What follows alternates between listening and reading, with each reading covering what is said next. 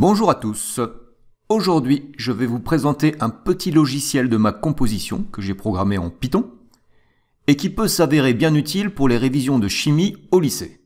Alors tout d'abord, il faut aller sur mon site fred.boissac.free.fr Dariush Moleculix avec une majuscule .html. Vous téléchargez ensuite la version qui correspond à votre ordinateur, 64 bits ou 32 bits. Voilà. Alors c'est un fichier .zip, vous cliquez dessus, bouton droit de la souris, extraire ici. Vous ouvrez, et là vous avez un fichier .bat qui s'appelle Dariush Moleculix. Vous le lancez. Il peut y avoir un petit problème, les antivirus n'aiment pas toujours les fichiers .bat. Comme le mien par exemple. Dans ce cas-là, pour la première utilisation, vous lui dites exécuter quand même, et ça marche. Vous acceptez la licence, vous la lisez, bien sûr. Alors, qu'est-ce qu'on peut faire avec ce logiciel? Tout d'abord, vous avez les atomes sur la gauche et vous avez les styles de liaison sur la droite. C'est très intuitif. Vous choisissez votre atome, vous cliquez sur la grille et il s'affiche directement avec le bon nombre d'atomes d'hydrogène.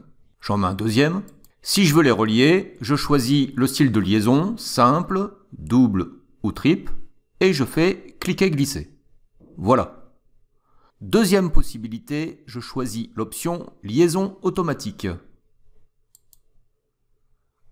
Dans ce cas-là, quand je positionne un atome, il se lie automatiquement en liaison simple avec le dernier atome posé. Si je clique une deuxième fois, il fait une liaison double. Une troisième fois, une liaison triple. Alors voilà, je vais par exemple mettre un oxygène ici, double liaison, un autre oxygène ici, et un carbone.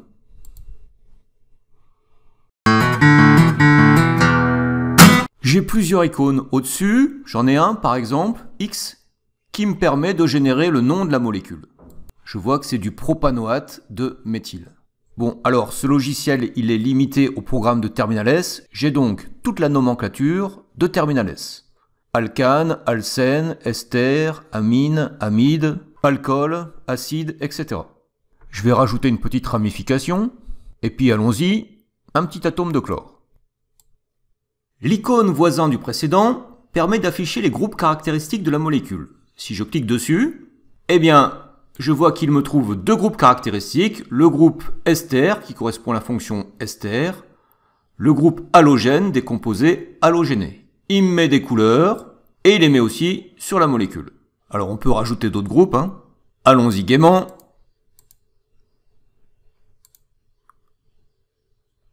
Voilà, 4 groupes caractéristiques, carbonyle, ester, amine, halogène.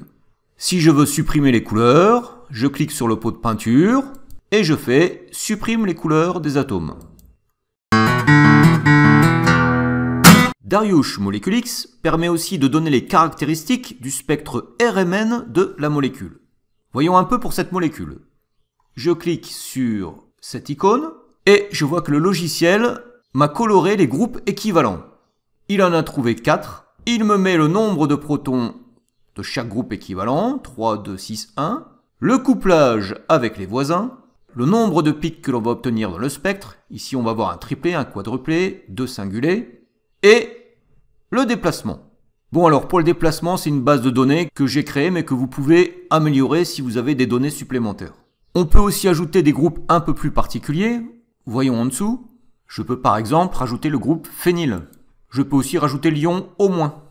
Allons-y, si je fais le spectre RMN, eh bien je vois que pour le groupe phényl, il m'a bien mis 5 protons, et ça donne un singulé, avec un déplacement compris entre 6,5 et 8,2.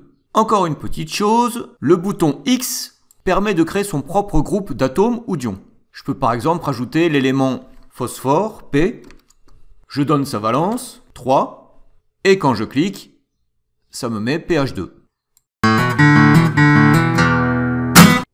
Dariush Moleculix permet aussi de trouver les isomères d'une molécule.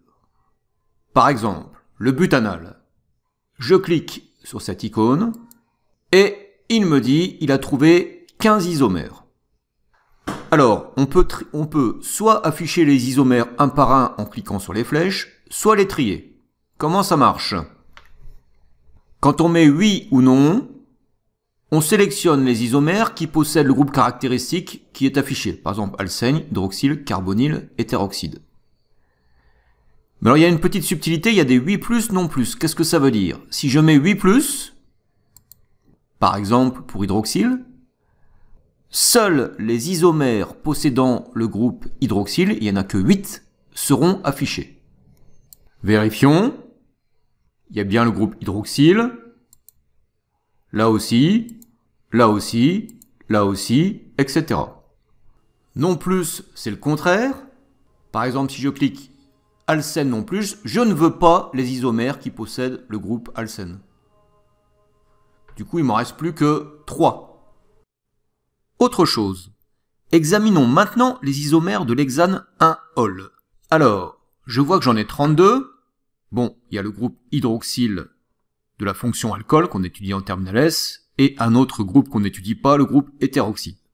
Mais ce qui est intéressant, c'est que en dessous, il me donne les noms des différentes molécules, et je peux directement aller les chercher. Par exemple, je vais aller chercher le 2,3-diméthylbutane 1-ol. Je clique dessus, et hop, il m'affiche le 2,3-diméthylbutane 1-ol. Dariush Moleculix permet aussi d'étudier la stéréoisomérie d'une molécule. Démonstration. Alors je vais déjà effacer la molécule précédente, je clique sur la gomme, et je vais utiliser la représentation de Cram avec les boutons qui sont sur la droite pour créer une nouvelle molécule. Je clique sur un. Alors attention, les liaisons entre deux carbones en représentation de Cram se font uniquement dans le plan. Donc je clique ici, et je vais en mettre 2. Je vais créer des carbones asymétriques. Je vais mettre par exemple un atome de chlore ici, un atome de brome, un groupe méthyle ici, et un groupe hydroxyle. Tout d'abord, je peux afficher les carbones asymétriques en cliquant ici. Je vois maintenant que les carbones asymétriques sont marqués par une étoile. Alors vérifions la chiralité de cette molécule. On clique sur le petit miroir.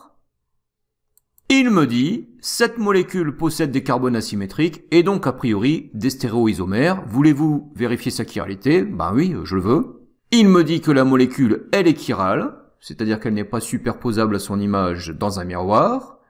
Et il m'affiche son énantiomère, qui est ci-dessous. Alors petite cerise sur le gâteau, il me montre comment on passe d'une molécule à son énantiomère. Il suffit, on l'a vu dans une de mes vidéos, d'inverser 2 groupes d'atomes sur les 4 que possède le carbone en représentation de Cram. Ici, c'est l'hydrogène et le chlore qui ont été inversés. Pour cet autre carbone asymétrique, c'est le groupe méthyle et cet hydrogène. Reprenons la fenêtre d'affichage. Si je clique sur la flèche, cette fois-ci, il m'affiche un diastéréoisomère. On voit qu'il a inversé seulement 2 groupes d'atomes du deuxième carbone asymétrique. Je peux avoir un autre diastéréoisomère.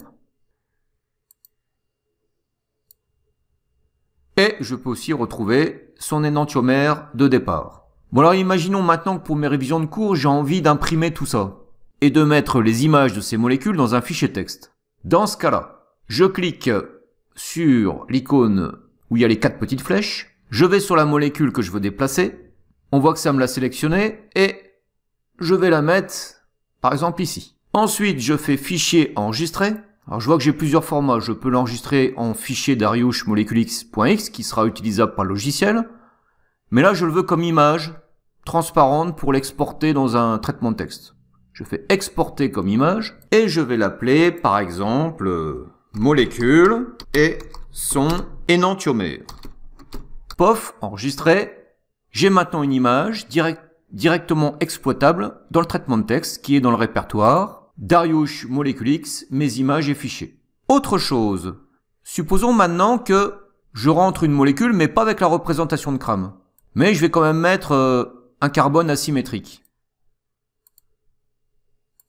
Alors là, si je lui demande la chiralité de la molécule, il détecte bien le carbone asymétrique, donc il me dit qu'a priori il y a bien des stéréoisomères.